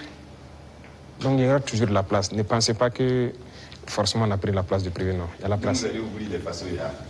Si, c'est nécessaire pour réguler. Parce qu'il y a cette mentalité de toujours entraîner la spéculation de certaines personnes. Non, c'est dangereux. Dernièrement, vous avez suivi le cas des motos. Malheureusement, c'est quand il y a eu la situation, on s'est rendu compte que ce n'était même pas un marché régulé. Donc rapidement, on a dû voir comment on peut réguler ce marché pour que l'importation soit suivie. Comment quelqu'un part importer des motos et il vous dit qu'il n'a pas de facture d'achat? Puisque le ministère a besoin de la facture d'achat pour voir tout ce que vous avez payé comme douane et quoi, et vous fixez une marge à ne pas dépasser. Il dit qu'ils n'ont pas de facture. Donc il part payer, il vient, il fixe le prix qu'il veut et il revend aux populations. Donc lui, il s'enrichit. Et les autres s'appauvrissent. Et généralement, quand les gens s'enrichissent, qu'est-ce qu'ils font? S'ils buvaient la braquina ici, ils ne boivent plus la braquina, c'est le champagne qu'ils cherchent. C'est l'argent qui sort. S'ils roulaient sur peut-être, je dirais, une petite cylindrée, ils cherchent maintenant une V8. Le carburant qui est subventionné par l'État, c'est ça, c'est l'argent qui sort. Donc il faut qu'on réfléchisse à l'économie. Qu'est-ce qu'on fait? Il ne faut pas laisser sortir des devises. Vous dites que vous voulez la monnaie et vous voulez continuer pour qu'on se comporte comme ça. On ne peut pas se comporter comme ça. Voilà pourquoi l'État est en train de reprendre le contrôle. Si demain, les gens s'entendent... On nous a fait des chantages. Hein. Quand on a essayé de régler un peu à la douane, il y en a qui nous ont dit que si on fait comme ça, il y aura pénurie de riz. J'ai dit, OK, faites la pénurie de riz. Vous verrez ce que nous on va faire. Et si demain, des gens veulent s'entendre pour faire pénurie de riz, c'est nécessaire que l'État prenne en compte l'importation de riz. On est prêt à tout. Il faut que les gens changent de mentalité. Allez doucement, cherchez votre intérêt aussi petit soit-il, mais permettez aux autres Burkinabés de vivre et de ne pas les appauvrir. Monsieur le Président, on vous a vu à Lumbila auprès des femmes agricultrices, les accompagner, les soutenir. Mais au-delà de ça, qu'est-ce que vous faites pour donner davantage d'opportunités de gagner des revenus aux femmes du Burkina qui alimentent la petite économie dans les quartiers, dans les villages? Oui, très bien. Et ça, c'est l'un des points les plus importants. Et j'ai dit même au ministère de l'Action humanitaire qui s'occupe des questions des femmes de recentrer l'action, au lieu qu'on soit dans l'assistanat, de recentrer l'action sur la création d'emplois et des petites entreprises. Les femmes ont des qualités.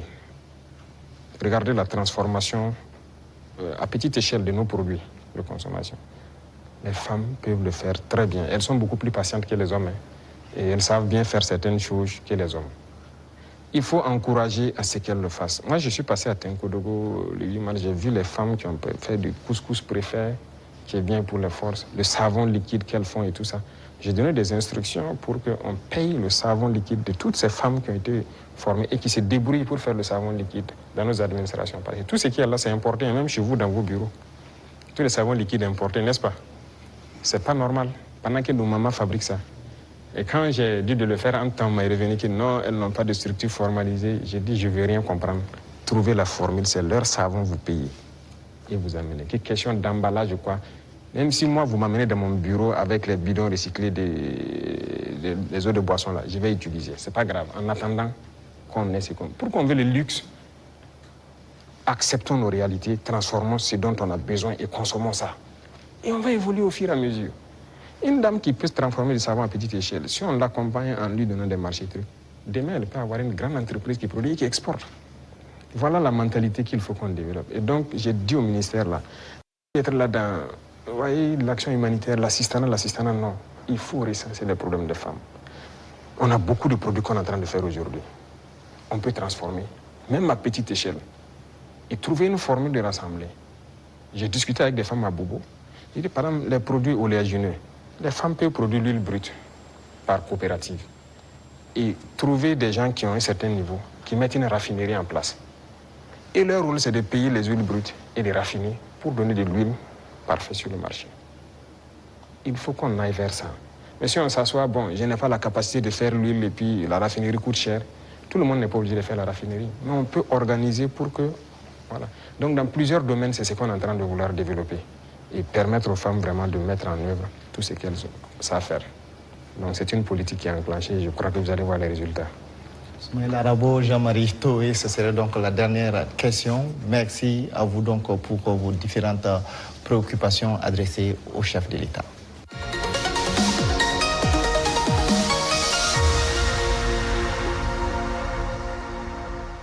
Excellence, nous accueillons à présent Sekou Tangara de la télévision Africable et Abdou Zouré de Faso 7. Ils vont échanger avec vous sur des sujets en lien avec la diplomatie et l'AES. Bonsoir, chers confrères. Alors, vous disposez pour ce volet de 15 minutes. Merci, Sagnon. Monsieur le Président, l'Alliance des États du Sahel a 2 ans. Comment est-ce qu'elle se porte aujourd'hui? Quel est son état de santé? Merci. Je dirais que l'évaluation de l'état de santé, c'est à travers la population qu'on peut le sentir. Et à travers la population, je pense qu'elle se porte bien. Parce que l'AES n'appartient pas aux dirigeants, l'AES appartient au peuple. Et les peuples ont adhéré. Ça fait que c'est exceptionnel ce qui se passe. L'AES a pu unir, rapprocher les peuples. Et c'est ça le plus important. Donc on rend grâce à Dieu. C'est un enfant de 2 ans. On a l'impression que la tête est là, les pieds aussi. Mais, Monsieur le Président, on a l'impression que les bras ne sont pas encore là. On parle d'agence d'exécution, de maître d'ouvrage. Il était question de transformer l'autorité du Liptako Gourmand en agence d'exécution. À quand est-ce que les populations de l'AES pourront voir ces projets de développement, les projets structurants au bénéfice des populations? Très bien. Je pense que là, c'est une mutation qui est en cours. Ce n'est pas définitif d'abord. Il y a toujours la réflexion, parce que c'est un administrateur provisoire qui est là. Et il faut réfléchir comment on peut la rendre effective en agent d'exécution. Donc c'est une réflexion qui progresse toujours. Parce qu'il ne faut pas faire les erreurs de reconduire les mêmes institutions. Si on se calque sur les mêmes institutions qui ont échoué, ça ne va pas marcher. Quel type de projet on veut faire pour une population? Qu'est-ce que la LG faisait et qu'est-ce que nous on veut maintenant? La routine, c'est quoi pour certains agents d'exécution ou quoi? C'est de voir les bailleurs de fonds, réunir les financements pour des projets. Mais ça veut dire des prêts pour les populations. Est-ce que c'est ce que nous voulons? Je ne pense pas. Nous partons d'une question endogène. Et si on dit endogénéité, voilà pourquoi la banque d'investissement, si vous remarquez, le prélèvement est fait pour qu'on puisse ravitailler la banque d'investissement. Il faut que si nous voulons qu'elle fonctionne, que si elle a besoin de faire des projets dans l'espace, que la banque puisse a priori financer. Mais si c'est pour constituer une agence et repartir chez les mêmes impérialistes pour aller se mettre à prêter l'argent pour certains projets, peut-être qu'ils n'ont même pas la même vision que nous, c'est pas évident. Donc la réflexion est toujours en cours, ce n'est pas définitif. Monsieur le Président, l'AES, c'est aussi la lutte contre le terrorisme. Aujourd'hui, où en sommes-nous avec la force conjointe et quelles sont les actions fondamentales qui ont été posées sur le terrain? Alors, la force conjointe, nous avons fait l'architecture, comme vous avez pu le voir. Le poste de commandement est installé à Niamey. Et actuellement, il s'agit d'équipement des premières unités. Par exemple, le Burkina Faso, le premier bataillon est prêt. Et les équipements aussi de ces bataillons sont là. Et nous sommes en train de former le deuxième bataillon qui peut-être dans 2 mois comme ça seront prêts.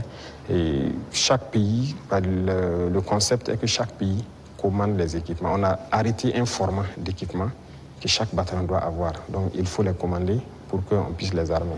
Et comme je l'ai dit, là, on ne fabrique pas certains équipements. On est obligé de commander. Et vous voyez comment le monde est fou. Tout le monde prépare la guerre. Vous pouvez commander aujourd'hui un équipement, on vous donne 4 mois, 6 mois, 8 mois, souvent même des années. Donc on est obligé de faire avec. Et qui de force conjointe, ça demande une communication importante. Et donc vous comprenez toute la logistique en termes de transmission qu'il y a. Il faut que ce soit parfait. Donc voilà pourquoi on ne précipite pas les choses. Déjà, il y a beaucoup d'opérations qui se mènent de façon conjointe. Donc c'est déjà le début de la force. Peu importe la situation qui se passe entre nous, du Niger ou du côté du Mali, nos forces arrivent à déjà coordonner pour travailler. C'est ça le plus important. Okay. Quand on regarde, pour rester sur la force conjointe, quand on regarde la photographie de l'AES, la Confédération est entourée par des pays avec lesquels souvent il y a des frictions diplomatiques. C'est-à-dire quand on prend le Niger, il y a des frictions avec le Bénin, le Mali, il y a des frictions avec l'Algérie, le Burkina, même si on ne le dit pas, des petites frictions souvent avec la Côte d'Ivoire. Comment transformer justement ces frictions diplomatiques en opportunités opérationnelles pour lutter contre le terrorisme, Monsieur le Président? C'est ce que j'ai dit. Vous voyez, c'est autour de l'AES. Si nous connaissons la menace qu'il y a autour de nous, l'opportunité à saisir, c'est de développer des armées très fortes et d'essayer de nous développer. C'est la seule opportunité. Sinon, l'adversité, on va toujours l'avoir. C'est pas comme ce que vous avez cité, c'est réel. C'est réel. Mais qu'est-ce qu'on peut bien faire? Le problème en Afrique, très souvent, ce sont les dirigeants. Ces frictions diplomatiques, c'est pas entre... Moi, je n'aime même pas dire les frictions entre les États. Il n'y a pas de friction entre les 2 pays ou quoi.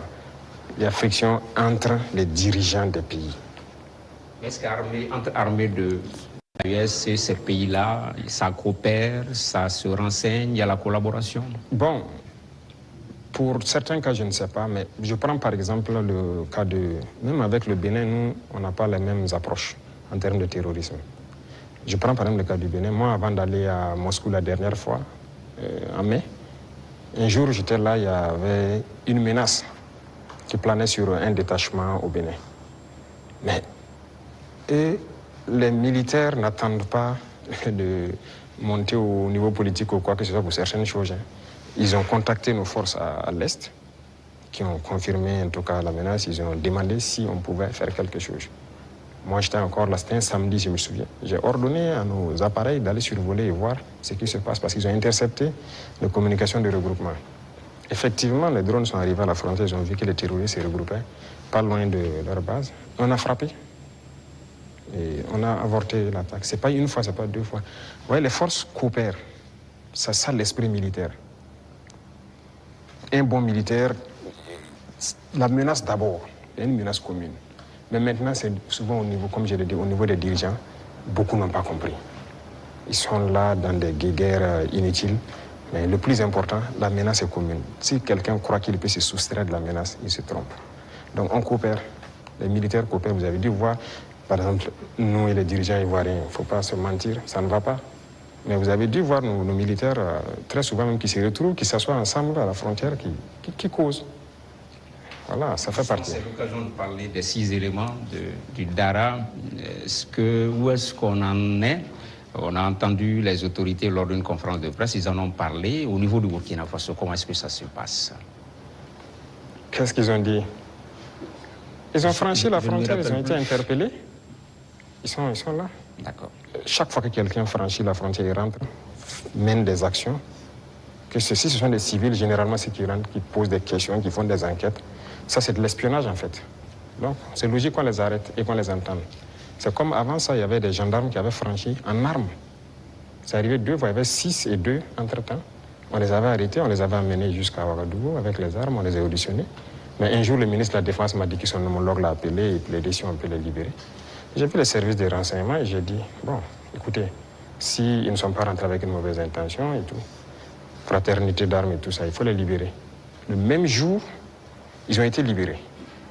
Et nous aussi, nous espérions que les Ivoiriens, il y a des civils burkinabés en prison, qu'ils les libèrent. Malheureusement, c'est 2 ou 3 jours après, on apprend le décès de notre frère en prison. Et les autres qui sont en prison sont toujours en prison. Et même ce sont des civils, des commerçants. Écoutez, ça, c'est pas de la bonne collaboration. Donc, pour les 6 éléments, on attend. On n'a rien reçu d'abord comme approche ou quoi que ce soit. Pourtant, le porte-parole du gouvernement ivoirien a indiqué qu'ils espèrent, qu'ils privilégiaient la voie du dialogue avec le Burkina Faso. Il a dit en conférence de presse le mercredi passé. On les attend.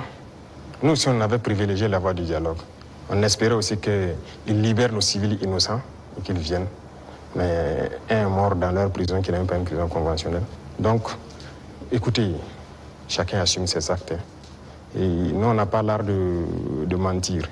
Ce qui est réel, on le dit. On n'a pas de personne à nous approcher d'abord. Donc la situation est telle qu'elle. Voilà. Les relations entre l'AES et la CEDEAO sont claires, elles sont limpides, c'est la rupture. On se pose des questions par rapport à l'UEMOA. Récemment, lors de la conférence des ministres des Finances de l'UEMOA, il était question que ce soit le Burkina Faso qui préside la conférence des ministres. Ça n'a pas été le cas. Comment est-ce que cette question a été abordée au niveau du collège des chefs de l'État? Quelle lecture vous en faites? Non, c'est pas surprenant. Nous, on était préparés à ça, c'est pas surprenant. Vous voyez, il y a des gens qui se prévalent de gouverner toute l'Afrique de l'Ouest et qui sont les... Ça marche pas avec nous. Ça marche pas, on les a dit clairement. Moi, j'ai des gens avec certains chefs d'État, j'ai dit ça marche pas. Y a-t-il de quoi quitter l'UEMOA, Monsieur le Président? Mais c'est la nécessité. Et peut-être on tend vers ça. Si on ne peut pas gouverner, qu'est-ce que vous voulez? On nous cherche. Ça a été le même cas que la CEDEAO. On nous pousse vers la porte, ben on va partir. Donc on les regarde. La balle est dans leur camp. En préparant l'émission, Monsieur le Président, en préparant l'émission, on a appris que vous aimez cette formule « tout est urgent ». Au sein de l'AIS, est-ce qu'il y a plus urgent, même dans la hiérarchisation des urgences, qu'est-ce qu'on peut privilégier aujourd'hui? Les urgences au niveau de l'AIS? Oui. C'est la question sécuritaire. C'est le plus urgent. Et vient maintenant la question du développement qui est liée à la question sécuritaire. Il faut qu'on libère nos terres et qu'on sécurise nos populations. Ça, c'est l'urgence absolue.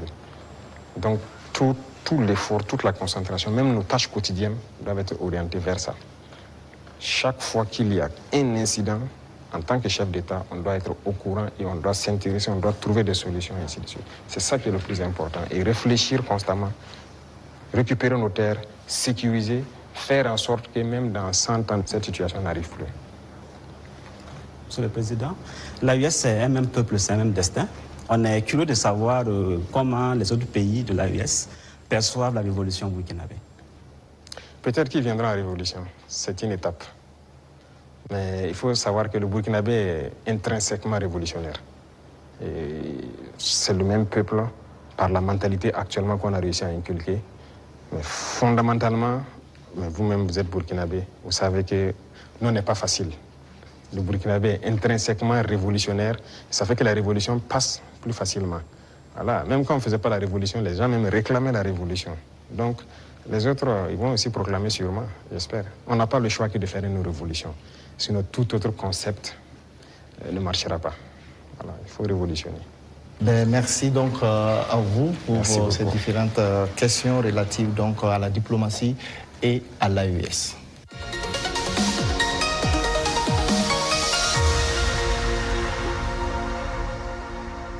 Monsieur le Président, nous nous acheminons vers la fin donc, de cet entretien. La 5e et dernière rubrique concerne la géopolitique régionale et internationale. Les questions irrelatives donc, sont portées par Dieudonné Zoungrana de Aujourd'hui au Faso et Jules Domsé donc, de Vox Africa. Vous avez pour cette rubrique 15 minutes également. Alors, Excellence, si vous permettez, on va rester toujours en Côte d'Ivoire. Les relations avec ce pays sont exécrables et avec le langage direct et franc du soldat et du révolutionnaire que vous êtes, vous avez eu à dire que les raisons de cette colère, vous n'êtes pas contre le peuple ivoirien, mais contre les dirigeants qui donnent le gîte et le couvert aux déstabilisateurs du Burkina Faso. Alors, à quand et dans quelles conditions peut-on avoir un dégel et un ambassadeur, un échange d'ambassadeurs entre les deux pays? Ça dépend d'eux. De toute façon, ce n'est pas nous qui avons commencé cette situation. Moi, je me souviens au tout début, même le jour du 30 septembre, est-ce que l'une des premières personnes qui m'a appelé, ce n'était pas le président Alassane Ouattara. Et après, son petit frère est venu par 2 fois nous voir et tout ça. C'est vrai, on peut dire que les relations étaient bonnes, mais il a voulu qu'on suive une certaine direction. Mais comme vous avez dit, en tant que révolutionnaire, nous savons que nous ne sommes pas là pour ça. Nous étions là pour la révolution. Et la révolution, c'est une rupture. On ne peut pas suivre une certaine politique. Et donc, petit à petit, les relations ont commencé à ne pas aller. Et comme vous avez constaté, tous ceux qui ont voulu peut-être certains privilèges, quoi que ce soit, n'ont pas eu, se sont mis à se mettre contre nous, se sont déployés là-bas, sont entretenus, sécurisés et tout. On sait de quoi on parle, parce qu'ils savent aussi de quoi on parle, pour agir contre nous. Il n'y a pas quelqu'un qui a quitté la Côte d'Ivoire et qui était venu ici en son temps. Nous avons observé ça pendant près de 2 ans. On les a parlé plusieurs fois. Ils nous ont dit non, il faut qu'on passe par les règles de l'art, il faut que la justice émette des mandats et tout ça. On a fait tout. Ils ne répondent pas. Monsieur le Président, ça ne marche pas. J'embraye avec la question de mon confrère pour rester sur la Côte d'Ivoire. Comme vous le savez très bien, la Côte d'Ivoire a une élection présidentielle cette année, dans quelques mois. Est-ce que c'est quelque chose qui vous intéresse? Ça nous intéresse d'autant plus qu'on a beaucoup de compatriotes en Côte d'Ivoire quand même. Et on craint qu'il y ait des violences. Et ça, ce n'est pas forcément la bienvenue. Parce que nous avons vécu malheureusement les années passées aux violences en Côte d'Ivoire avec les opérations Bahiri. Tout le monde a subi ça au Burkina. Aujourd'hui, vraiment, nous ne souhaitons pas qu'il y ait des violences. Tout à l'heure, vous avez semblé dire quelque chose. Je voudrais que vous précisez, parce que c'est un peu très sensible selon moi.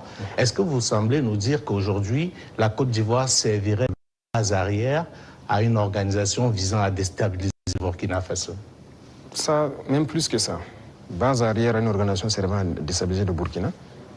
Ils sont là-bas. Les ennemis du Burkina sont clairement là-bas, affichés, protégés. Ils sont payés, ils sont protégés, ils sont bien logés. En plus de ça, il y a la question du terrorisme. Mais non, le pouvoir flotte avec les terroristes. Il ne faut pas se mentir. Attendez, croyez-vous vraiment que peut-être l'armée ivoirienne est tellement surpuissante que quand les terroristes les voient seulement, ben écoutez, ceux-là, il ne faut même pas les toucher, quoi que ce soit. Vous croyez à ça? Ils sont tellement plus puissants que les 3 armées de l'AES. C'est fou. Il y a un pacte de non-agression. Et quand il y a un pacte de non-agression, vous devenez une base arrière. Et tout ça, ça m'inquiète justement. Si ce pays, il y a des crises, le pays sera attaqué par les terroristes. Parce que s'ils ne gagnent plus ce qu'ils gagnent, le pays sera attaqué et ce pays va sombrer. C'est un danger. C'est pourquoi j'ai passé le temps à dire au chef d'État, on ne pactise pas avec les terroristes. Voilà. Alors, Monsieur le Président, qu'est-ce que vous répondez à ceux qui disent, bon, la géopolitique quand même avec la Côte d'Ivoire, ce pays voisin, qui abrite la plus grande diaspora burkinabé, alors que, bon, vos contempteurs vous accusent de pratiquer la diplomatie du muscle avec ce pays, au détriment justement de nos Paweto qui sont là-bas. Qu'est-ce que vous leur répondez? Écoutez, qui le dit? Nous sommes burkinabés, c'est ce que nous savons. Et nous avons décidé de faire une révolution, on va la faire. Maintenant, celui qui embarque dedans embarque. Nous ne pouvons pas être dans une révolution et vouloir faire un autre modèle de diplomatie. Je vous ai dit la diplomatie mensongère et tout ce qu'il y a. On n'est pas prêt à être dans ce sillon-là. S'il y a quelque chose qui ne va pas, qu'on ait le courage de vous dire ça ne va pas. Il ne faut pas faire de l'hypocrisie. Généralement, les gens devant les micros et tout ça, non, tout va bien, c'est ça, on est en train de... C'est faux, ça ne va pas bien. Il faut avoir le courage de le dire, il faut qu'on s'asseye, qu'on parle et qu'on se dise la vérité. Mais si les gens ne veulent pas ça, parce que juste dans leur tête, bon, il faut que ces gars-là quittent, parce qu'on ne veut pas de révolution en Afrique de l'Ouest. Ça ne va pas marcher. Donc, chacun se prépare à assumer les conséquences voilà, de la situation. Alors, pour sortir de la Côte d'Ivoire, Monsieur le Président, on reste quand même au niveau de l'AES. Vous avez certainement suivi le dernier sondage fait par nos confrères de Jeune Afrique. Et avec des résultats qui peuvent sembler étonnants, les populations des pays francophones sont tous favorables à l'AES. Je dirais, même la Côte d'Ivoire, à 66%, apprécie ce qui se fait au niveau de l'AES. Alors, comment est-ce que vous recevez ce message? Ah bon? Je n'ai même pas pu suivre ça, parce que moi, je ne suis plus ce média. Hein.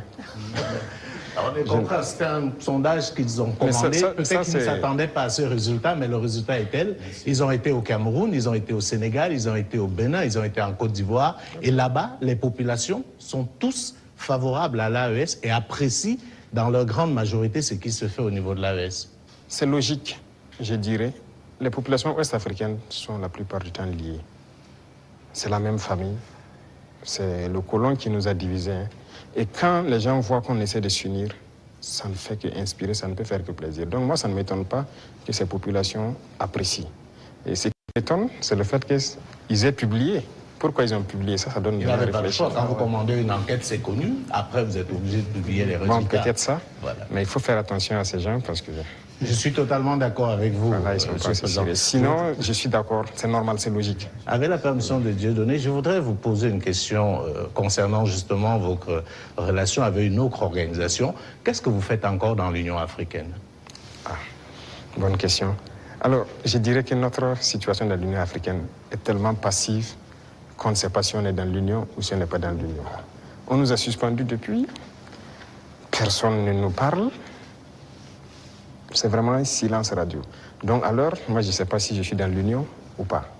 Mais il ne faudrait pas marquer le coup en posant aussi un acte historique, comme cela a été le cas avec la CEDEAO, en claquant la porte à une institution qui visiblement ne sert pas à grand-chose. J'ai eu à discuter avec un diplomate de cette organisation.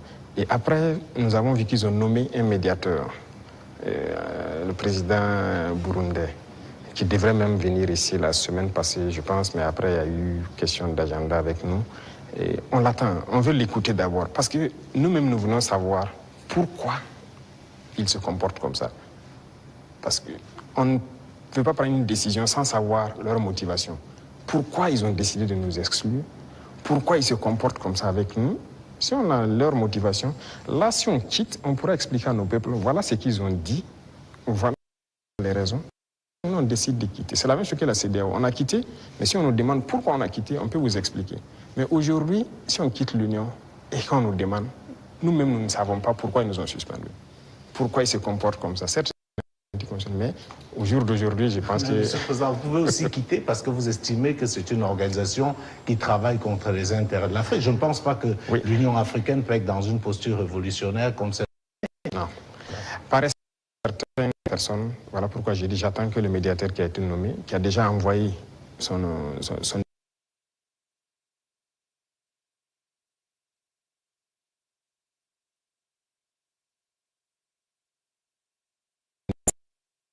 On va aller au bord de la mer Noire, en Russie. Alors, la science a l'art de ces instruments. Vous avez fait des études scientifiques. Alors, lors d'un séjour à Moscou, vous avez demandé au patron du Kremlin de nous apprendre à pêcher le poisson au lieu de nous donner le poisson, le transfert des technologies.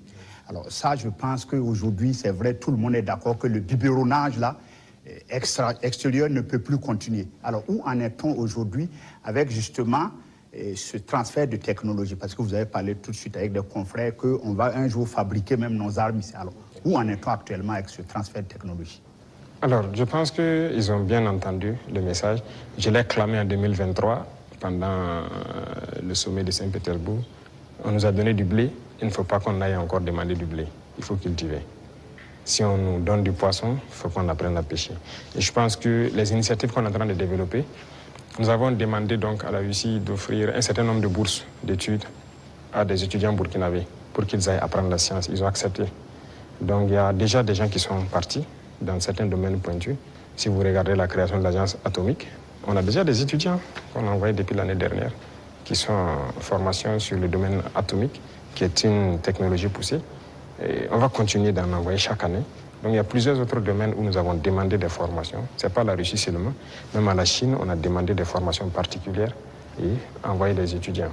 En Iran aussi, pareil, on est en train de taper en tout cas tous ceux qui ont pu développer des technologies pour envoyer des étudiants formés. Alors géopolitiquement, bon, le capitaine président Ibrahim Traoré aujourd'hui a mis le Burkina sur orbite comme à l'époque 154. Qu'est-ce que ça vous fait aujourd'hui? Bon, un pays comme le Burkina, bon, certains disent un petit capitaine. Qu'est-ce que ça vous fait géopolitiquement aujourd'hui d'être au pinacle? Écoutez, est-ce que vous avez toujours la tête sur les épaules? On a forcément la tête sur les épaules. C'est une charge. De voir, c'est une mission globale qui nous a été confiée. De voir que tout le monde entier s'intéresse au Burkina, je ne dirais pas une pression, mais c'est une charge. Et c'est une responsabilité. Et on doit de l'assumer avec toute la concentration nécessaire. On n'a pas le droit de faillir. Qu'on le veuille ou pas, nous allons aller dans le sens des peuples. Parce que c'est eux qui ont fait valoir cela. Donc, on l'a vu, le Burkina est vraiment en orbite, comme vous le dites. Et nous travaillons à maintenir le Burkina dans cette posture, à être le pays des hommes intègres, à être le pays modèle, à être le pays qui va quitter cette situation de sous-développement, être dans quelques années un pays très développé, faire un miracle, parce que c'est ce à quoi les gens aspirent. Et aussi pouvoir donner notre part de voix et de tout ce qu'il y a, voilà, pour le bonheur du monde, si je peux dire. Depuis que vous êtes chef d'État, vous voyagez très peu. Oui. Le seul pays en Afrique où vous êtes allé, c'est probablement la Russie, si je ne m'abuse. Et on a vu vos homologues africains aux États-Unis, avec une sorte de photo de classe, avec le président Trump. Et je vous donne un commentaire d'un ami à moi qui me disait « Le capitaine Traoré n'aurait jamais accepté ça ». Est-ce que c'est vrai? Écoutez, moi je voyage peu, comme vous l'avez dit. Et je suis parti en Russie 2 fois, mais pour des objectifs bien précis. Il se peut que j'aille vers d'autres partenaires pour des objectifs bien précis. À part ça, je ne compte pas aller faire le tour du monde comme les autres le font.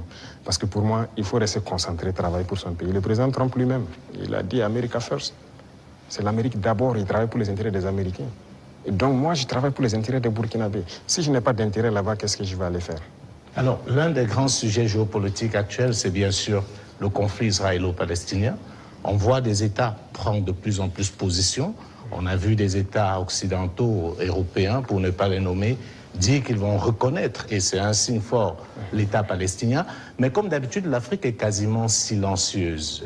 Elle est dans la position atlantiste. Est-ce que vous, du Burkina, vous pouvez donner une position qui permet de comprendre un peu ce que pense l'Afrique par rapport à ce qu'on est en train de vivre aujourd'hui dans la bande de Gaza? Je ne peux pas vous donner une position qui permet de voir ce que pense l'Afrique. Certains Africains, ou certains dirigeants africains. Parce que beaucoup de dirigeants africains ont une autre manière de voir les choses. C'est le malheur de l'Afrique, si je peux le dire, on n'est pas unis. On ne voit pas de la même manière. Certains ont peur, certains sont liés, certains sont là pour les intérêts d'autres personnes. Écoutez, l'Occident a amené des gens qui ont grandi chez eux, tout faire chez eux, venir les mettre chef d'État en Afrique. Donc c'est eux qui contrôlent tout ça. Et donc l'Afrique ne peut pas avoir une opinion. Mais je sais qu'au fond de tout un chacun, personne n'aimerait voir ce qui se passe là-bas, se passer chez lui. Mais malheureusement, sur le continent africain, il y a une situation pareille. Au Congo, qu'est-ce qu'on fait même pour le Congo? En République démocratique du Congo. Ça fait combien de millions de morts? Depuis combien de temps? Nous-mêmes, nous sommes en guerre. Est-ce que vous avez vu des pays africains même porter la voix pour le Burkina depuis les 10 années passées? C'est rare. C'est rare.